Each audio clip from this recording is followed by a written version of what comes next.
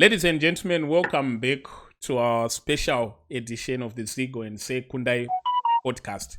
And today we've brought again Maponga Jena, Maponga Joshua Marara. Welcome back again, say. Greetings to all of you. Greetings to all your viewers and listeners around the world. Yes, you don't like to be called, say, I don't know why you let it slide. I've mentioned it once. I don't have to keep on saying it again.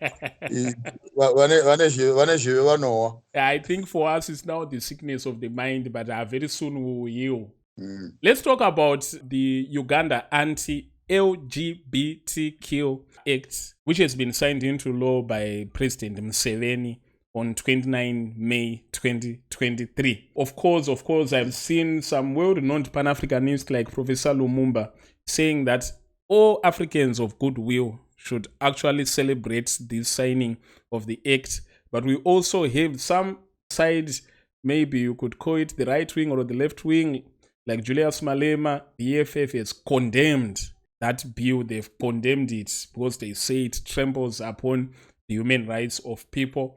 At the extreme of this bill, it provides that anyone who is convicted of aggravated homosexuality should be sentenced to death. Anyone who is convicted of promotion of homosexuality, 20 years in prison. If a child is found guilty of homosexuality, 3 years in prison. So for a start, what do you think about this bill? The bill does not come from the people. It is a response to the international community giving conditions for funding and creating a conducive environment for American, European businesses, 1, 2, creating an environment for American, European tourists, and 3, insetting and instilling a Eurocentric cultural values on the Africans. And you could have seen the interview that came through Mr. Ruto, President of Kenya, categorically stating that this is not our issue. It's an external issue through the NGOs and some of the private sectors. You have also seen the interview by Honorable Emerson Mnangagwa talking to the British news reporter, where he categorically states also that we have many other issues that we are dealing with as Africans. And the 1 or 2% or 0.5% that is advocating for this, in other words, it's not a priority. But I think of the team that I've mentioned above, Museveni takes the trophy for now, in that he has not only spoken about it, but he has moved a step further to protect his own culture, to protect his own people, and he has inserted this into law. And as we all know, to make it into law is not the president who has done it. We need to put context so that we don't undermine also our legal and constitutional instruments as to how can a bill be passed as law. There is a constituency consulting that happens. There is an MP lobbying. There's a debate that has taken place for the past 2 years or 3 years in the Ugandan space. And ultimately, the people have spoken that they don't want this. And the president must not be picked up as a lamb for slaughter, that he's the one who has signed the treaty.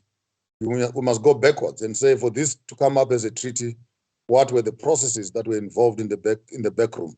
So if the Ugandan people don't want homosexuality and LGBTQ as part of their society, who are the Americans and the British and the Hollanders to dictate to the Ugandans how they want to live? The Ugandans have never gone to Britain, to America, to tell them to circumcise their children or to have polygamous relationships or to conduct rituals on the death of their families or pay lobola for their children when they are getting married. So these are our cultures that we are practicing in Africa. And if one culture is allowed to practice its own culture and the other culture does not interfere, maybe we need to help each other, Zigo, to define a small word. It might be new to your ears, but I will expand it, called sovereignty. When you hear that this is a sovereign country, what it means that country that is sovereign is free. to write its own rules, to dictate how it wants to govern itself, and be truthful to the citizens within its own jurisdiction. And having said that, Uganda has every right as a sovereign country, unless the Americans and the British are telling us that Uganda is a vassal state or it's a colony that needs its democracy to be supervised by the West. But in that context, I think the Ugandan people have made their decisions. And I've seen many debates by pastors and other civil rights leaders vehemently condemning this act. So in that sense, who are we who are living in other spaces to tell another country how they must practice their democracy? I thank you. Is it a basic human right to have a choice to sexual orientation, to have a preference? Is it a right that's a basic right that someone should have? As a social observer myself, I'm not easily moved with small issues that are at the bottom of the food chain. Because first time it was homosexuality, which was LG. Now, then came B, then came T, then came Q, then came I, Z, the list goes on. Even now, as early as last week, with the pedophiles, now also asking to be added onto the LGBTQ, they want a P somewhere there for pedophiles, because they're saying, I'm also born naturally inclined to children. So, and I was not born, I was just born like that. So I also need to be recognized, to experience my life. And on top of that, also the other month, I saw something, they want also a B included on that, which is for bestiality. Those who want to sleep with horses and donkeys and pigs and dogs to also be included on that. So as a community observer or a custodian of cultural practices, by opening one door to one right, the question is how many branches of the same practice are coming with it, to such an extent that by the time you are done with one process, when you open one door, how much rubbish is going to come out through that same door which you cannot protect? Is it a right? Then you cannot ask that right only for homosexuality. Is it a right for heterosexuals to breed their children they want to breed them? Do they have a right of keeping their children away from homosexual people? Do they have a right of practicing what they want to practice without being challenged by the state or private or these social lobbyist groups who make them speak words such as you are homophobic? Have we ever come up with a word called heterophobic? Are they also afraid of heterosexuals? And by the way, can you show me one family where homosexuals come from? Don't they come from heterosexual? So at the end of the day, are we dealing with the real culture or it's a subculture? If you are dealing with human rights, then you need to look at it on both ways. That if the heterosexuals have a right, so the homosexuals must have a right. But the question is whose right perpetrates the societal continuity and whose right destroys the societal fiber. And as I said on my other interview with DJ Subu, I will not mix my words, by no means. If you put 100 homosexuals on one island and you put 100 heterosexuals on one island and you come back after 50 years, you will find on one island it will be full of graves. You come on the other island, it will be full of life and full of people. So as African nations, we also have a right to community preservation, continuity of life, and the preservation of that life. And no law, no external forces must exterminate our right of existence. I thank you. Someone commented and said the idea of rejecting these so-called Western concepts or Western cultures or Western values on African is actually unfounded, because they allege that homosexuality has always been a practice amongst Africans. Of course, it might not have been to the extent that we see in Europe, but they say it's not a foreign culture, it's something that we've always had. How far true is that? You don't make a law out of the exception of the law. You don't make a whole community to adhere to the demands of 1% and sacrifice the 99%. If it has been in existence, it has been in existence in its privacy, in its own functions, for spiritual issues and other perversions that we cannot mention, which have been happening in the back door. But for us now to convert that into law, I think we're creating a totally new societal norm altogether. So the question is not whether it has been here or not. The question is how much rights do the homosexuals have over the majority? So it comes back again to the democratic definition. If you say democracy is the majority rule by the people, for the people, what people, and the majority rules, then you stop there. So if 100 people are in a room and 99 people say no, and one person says yes, democracy says you go with majority rule. So maybe while you're sitting there, you need to define what is democracy, and can homosexuality survive in a democratic space? The answer is no, because if the majority says no, democracy says you must go with the majority. So I don't know where we get confused with this ideology, where people are beginning to, and by the way, these are educated people who one morning they're talking about democracy and freedom, and then what, and the other morning when democracy does not work for them, then they want to again to run away with the goalposts and say, no, but we have a right of, what right do you have? You don't have a right in a democratic space. The majority have a right, not the minority. There's a statement released by President Joe Biden of the US, and Simon Mateba here, who is a journalist in the US, is reporting that the president has described the act as shameful and has threatened to cut the aid. What is the role of the aid in today's world? Finally, he is saying the truth. Yeah? You get that? I like the last part.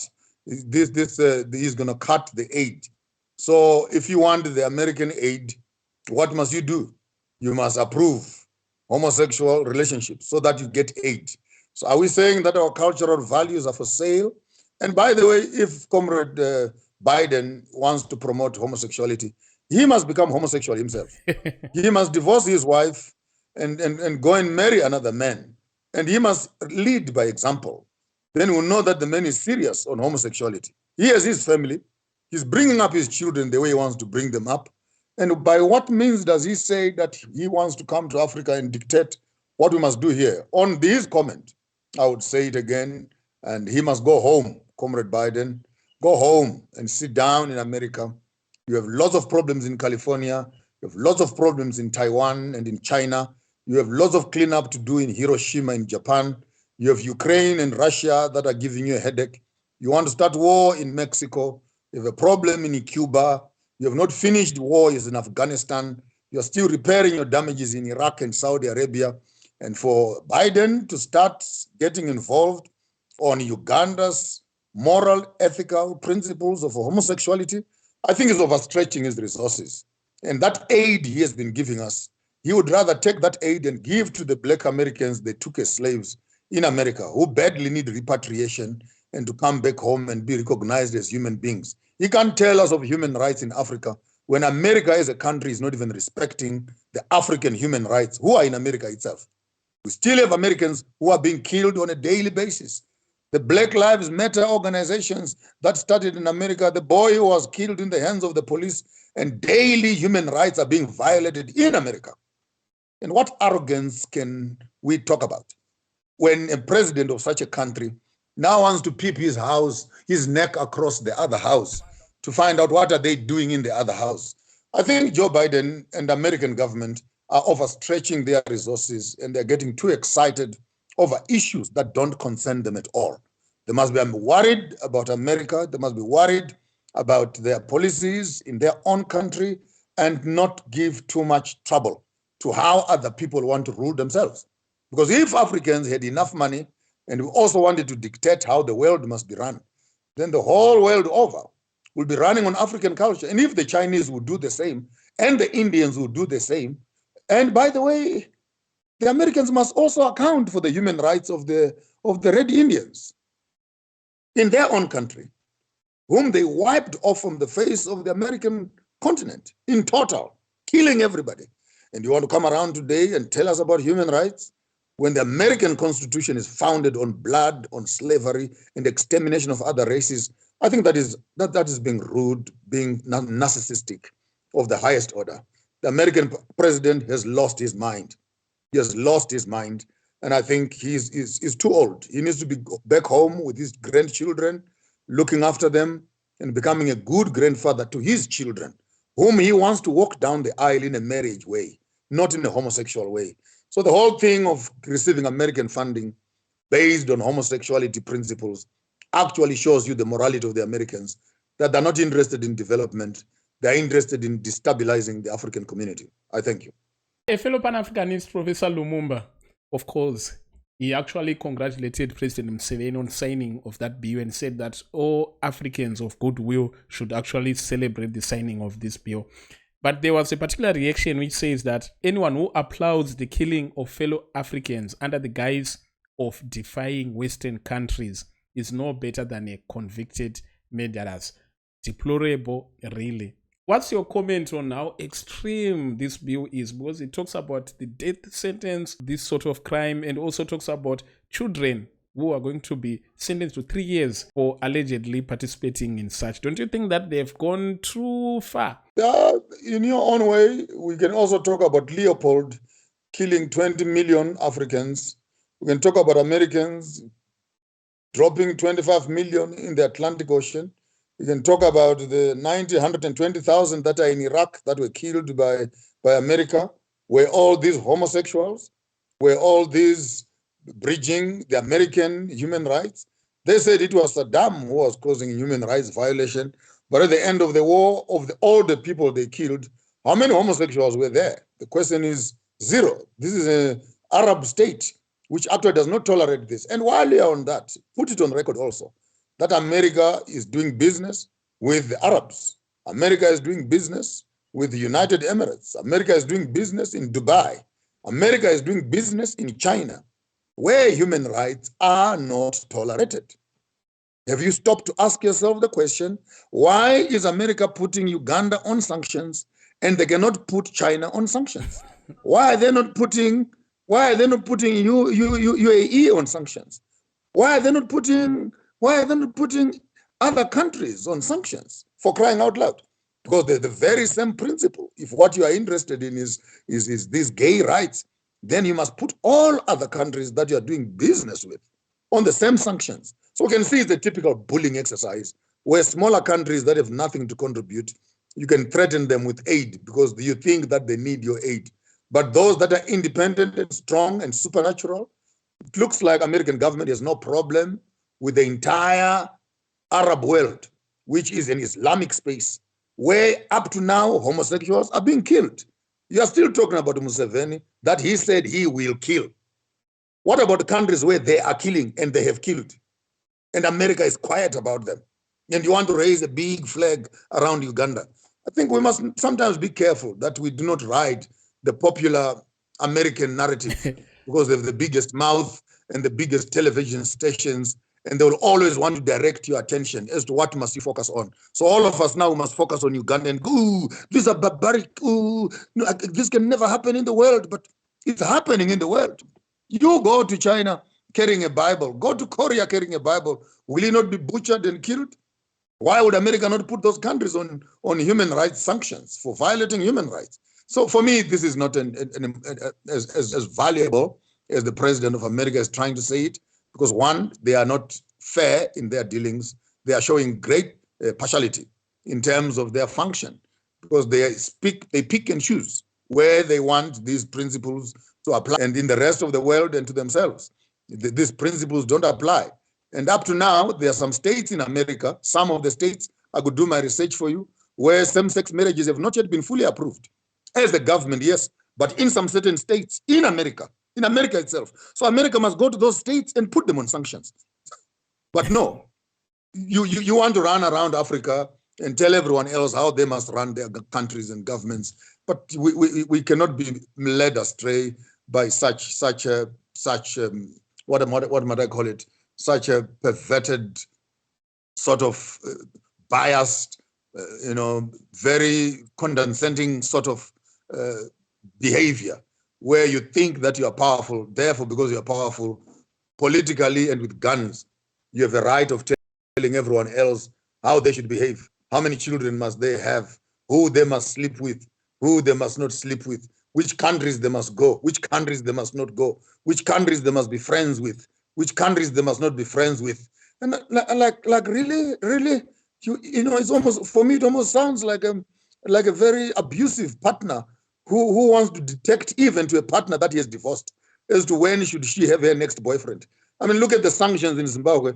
You come here and you put the whole country on sanctions, but your embassy is still here.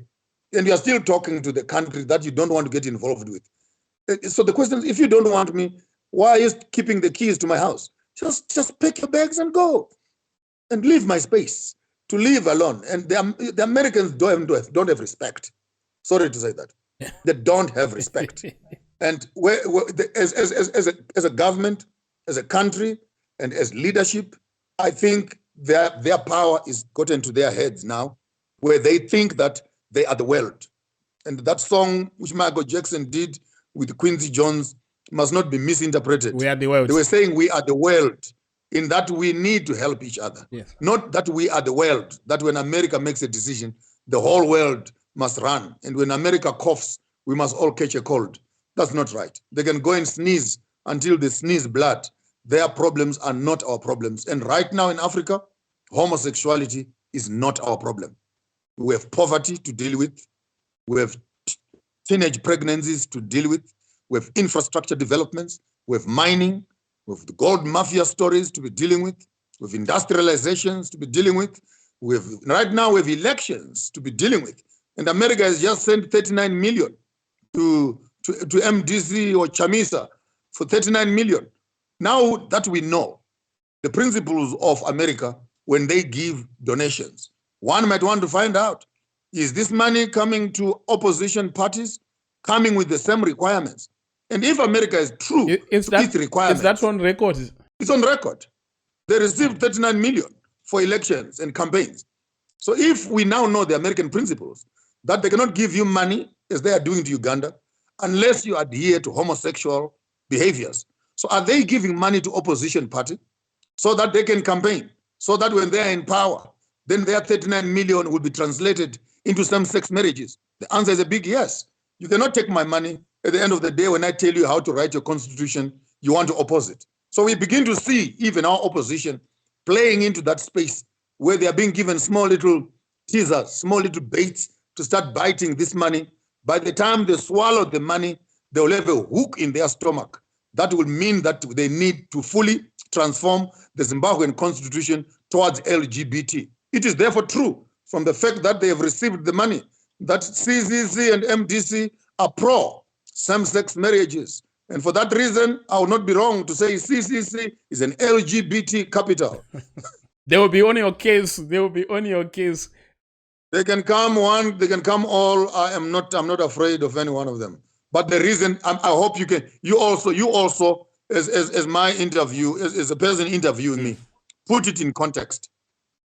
We are dealing with the money that has been sent to Uganda, and the restrictions of money and the cutting of aid that is going to Uganda, and the conditions that the American government is putting on the Ugandan people. Let's look at that case, because Uganda is refusing to recognize same-sex marriage. America is saying it's cutting off aid. Then you look on our Zimbabwean space. The same government in America sends 39 million, is it 36 or 39 million, to Zimbabwe to help opposition to do elections and campaign. The question is, when they win the elections, what is the agenda of the 39 million? It's a bait, maybe. I will leave. You said that. You can put it on record also, that you said that CCC has eaten the bait. I will hear from them on these allegations. And also, varuma honye ine huku mukati mfana.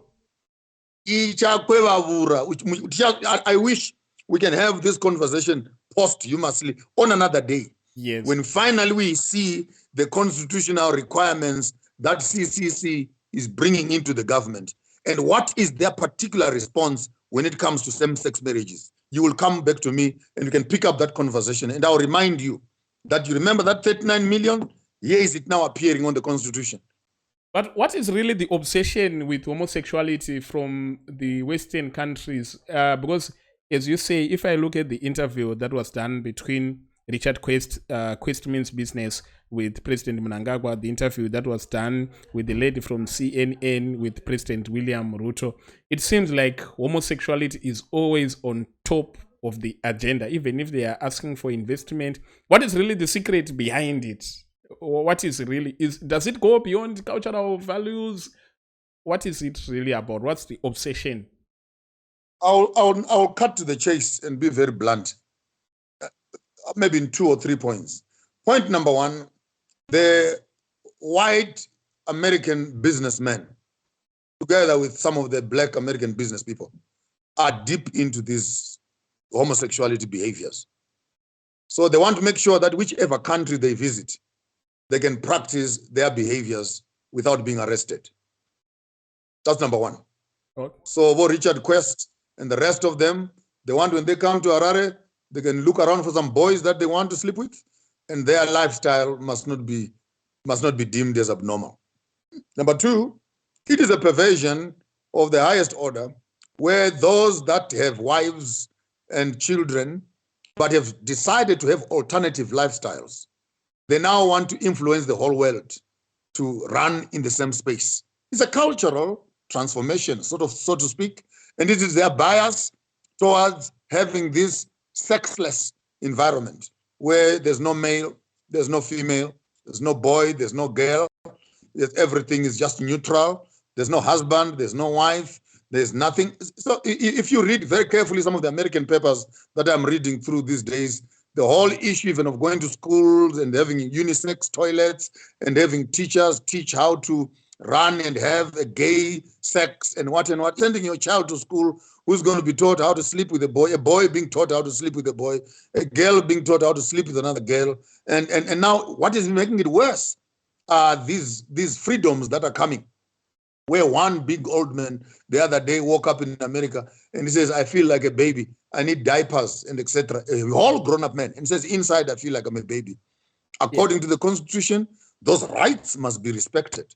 And in Britain the other day, another boy sued father and mother that they are not fit to be parents. A 9-10-year-old boy, you can Google that story. And the court ruled in their favor and hired a nanny for him to live in a flat by himself because the parents were not worth to be parents.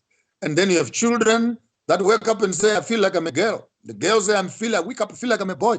Honestly, if we should go around how I feel every day, how I feel it. So if I feel like I'm a dog. I actually hate that there is now transabled, which means that someone feels like he's disabled. So he now wants to sit in a wheelchair, enjoy the privileges maybe that will come with being a disabled person. It's all about how they feel. And some, they now feel trans-black. You're a white person, but you feel black. And some feel trans-white. So maybe let's look at it this way. Also, being a student of psychology, not that I'm an authority in that direction, but I've done some studies, serious, even as part of my academic preparation on psychology. They are also, I'm not saying all homosexuals and all LGBTQ have psychological issues. But as you begin to look and understand the monster that we are dealing with, there are some cases which are actually psychological cases, where, frankly speaking, you can begin to see some psychotic and psychological defects onto the mindset of people. So when you get to that level, the question is, do you make abnormality normal? When those who are now manifesting psychological defects, they want their behaviors to be standardized. What kind of a society are we going to end up having here? Because it looks like horses and dogs are going to become wives. People are going to be walking down the aisles with their cats and stuff like that, and you have nothing to say. So as Africans, are we saying we have a right to run our communities and societies the way we want to run them? The answer is yes. We also have a right as heterosexuals to preserving our own communities. So without necessarily infringing on the other. Is it why the official in Qatar, a top official there in Qatar, when they were holding the World Cup, and there was a lot of talk concerning homosexuality and why it should be allowed at the tournament, but the official in Qatar said that it's a sickness of the mind. That's how he he looked at. He was quite vicious on that. But again, there are various types of homosexuality. They are what I call commercial homosexuals, whom I have seen in Johannesburg, who become homosexual because the media industry is infested with homosexual managers, production managers, and for you to get a job, you must become a girlfriend to the producer. We have seen cases where a man who has a wife in Transkei, a man who has a wife in Rustenburg, comes to these places and he needs to play girlfriend to another man so that he gets a job. But on holidays, when he goes back home, he lives a normal life. So you have commercial homosexuality. Then you have, of course, those that are born with two genitalia. That's another breed altogether. Yeah, before you go, then you have before those you in go terms of, there, I've actually seen in some media spaces that for you to actually become successful or to become popular in a way, you have to be orientated in some way in terms of your sexuality. Yes, that's true. That's a fact. So then you have the group that is born with two genitalia, male and female. And many times doctors have made a mistake. They call the parents and say, we have a problem here. The child has got two instruments. What do we do? And sometimes parents, without consulting extensively, they decide which one to cut off and which one to leave. And not knowing that maybe the hormonal balance of the one that they have cut is the one that is dominant. The other one might be bigger in terms of size, but the hormones are bigger on the other. So it's a whole complicated genetic concept. So you cut one, and when the child grows up, discovers, no, I'm actually this, I'm not that. That's another section again. Then you also have those that are simply tourism. I call it homosexual tourism. Those that are homosexual today, and tomorrow they're getting married, then they have children, then they run this. That are the group that is just confusing. They call it being fluid. Yeah, then in big cities, they call it what do they call it? Metrosexual. You know, you're metrosexual. You run both for male and female and stuff like that. And by the way, when I was in South Africa, I was dragged to court for this same topic of LGBTQ and etc. So I'm not new on this space, but even the religious community is also compromised, because one time than often you can't find ministers who say that they believe in the Bible and yet they promote same-sex marriages also. It almost borders on mischief. Let's just talk a little about global politics in light of homosexuality. I follow a lot of blogs in America, and the picture that we get now is that all Americans are in support of homosexuality. But there are actually some camps which talk about end wokeness, and certain they actually decry that America may lose its position as a global power in global politics because of these sort of practices. How influential are they the issue of global politics? It's not true that all Americans are pro-homosexuality. It's not true. I have friends in America, I have relatives in America. There are lobbying groups in America who are still complaining. And if America was true to democracy, then it must also respect the rights of these minorities that are saying no to same-sex marriage. Hence, when I'm talking about democracy, I'm just saying it loosely. But if we begin to unpack that concept on its own, you may actually find that it is irrelevant. Democracy is totally irrelevant. Because in America, there are people who don't support it. But the American government will not consider their human rights as rights. They would rather go with the rights of others. And whether those others are majority or not, we don't have statistics right now that can prove that out of the 260 million or 331 million people in America, how many of them are homosexual and how many of them are heterosexual, how many of them are bisexual, and how much population is actually occupied by the LGBT community.